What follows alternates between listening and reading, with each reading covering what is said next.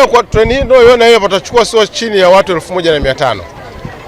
Na hapo kuna mchanganyiko, kuna mabehewa ya kulala, kuna mabehewa ya kukaa, lakini mengi zaidi ni mabehewa ya economy class ambayo anachukua watu zaidi ya 80. Mpango ya shirika la reli iko mingi sana. Unaona hapo kuna standard gauge. Ile ni kwamba ni sehemu moja hapo ya mpango wa kitaifa. Kwamba usafiri wa reli uwe ni usafiri ambao unaaminika na mtu ambaye anaweza akaja akaondoka. Pengine ukichukua treni, unajua sasa tunaondoa treni moja, labda kuna nyingine zika kutokea jioni, itatakiwa tufikie sehemu kwamba unaondoa treni moja, baada ya saa moja ama saa mawili inaondoka treni nyingine. Tukishafikia hapo kama taifa, hapo utakuwa usafiri wa reli umekaa vizuri sasa. Yes. Kwa sababu ujue kwamba kuna watu wengi sana ambao wanapenda usafiri wa reli, wanapenda. Lakini kuna watu wengine hawana namna yoyote, ni usafiri wa reli ndio unaweza kafika maeneo yao wanaoenda.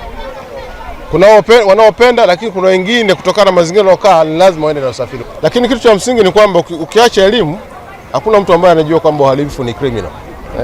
Haipo huyo mtu. Lakini nafikiri tunapokuwa tunasafiri kama hivi, kuna inspector wetu, sio kama nasafiri watu. Kuna inspector mle ndani, kuna watu waangalizi, kuna watu no clean mle ndani. Kwa kazi yao moja hapo ndio hiyo. Kuna wengine tu ni uhalifu, anakuja na kiwembe mtu anakata. Kwa hiyo ni criminal. Na sio tabia actually, ni criminality. Kwa hiyo sisi siku zote tunasema kama shirika la reli, hii treni sio ya reli, sio ya TRC, ni ya wananchi, ni public transport.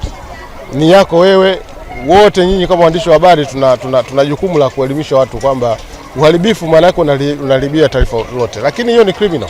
Mtu ukutwa anakata kiwembe maana yake ni uharibifu. Na anatakiwa achukuliwe sheria, sio mambo ya kuelimishana. Hakuna mtu ambaye anayesafiri anaweza kaingia na kiwembe akaanza kukata afa anatakiwa elimishwe. Hiyo si mtu wa kuelimishwa. Hiyo ni mtu wa kupelekwa gerezani. Fikiri jana walitoa timetable yetu ya kwenda kaskazini. Watu waingie waje kukata tiketi, ambao hawana smartphone wanaweza kuja kukata tiketi moja kwa moja hapa. Tutajipanga vizuri sana. Tumejipanga, sio tutajipanga. Tunajipanga vizuri sana kuhakikisha kwamba hakuna pressure ya usafiri kwa wakati wa Christmas. Wala mtu hatumii wakati wa Christmas kuanza kuongeza nauli. Nauli labda shilingi 10,000 ikaenda shilingi 30,000. Labda hiyo mtu akifanya hivyo atakuwa ametaka mwenyewe. Lakini si kama shirika la reli tutajipanga kuhakikisha kwamba tunayoiona kama inavyoenda Kigoma itakuwa inaenda Kigoma, ikishurudi hapa inaenda Moshi. Lakini unajua kuna nyingine tena. Kwa hiyo safari tunaongeza safari, lakini vile vile tuongeza uwezo wa kuchukua watu wengi kwa mkupuo. Kwa watu paniki ya kwamba si kwenda kuanza kutoa rushwa au kununua tiketi kwa bei ya juu. Akifanya hivyo atakuwa anataka yeye mwenyewe, lakini hatutakuwa na upungufu wa usafiri wa kuwapeleka watu wanakotaka kwenda. Baada hiyo ndio kitu ambacho ni cha muhimu zaidi kwa upande wa shirika la reli kwa niaba ya serikali.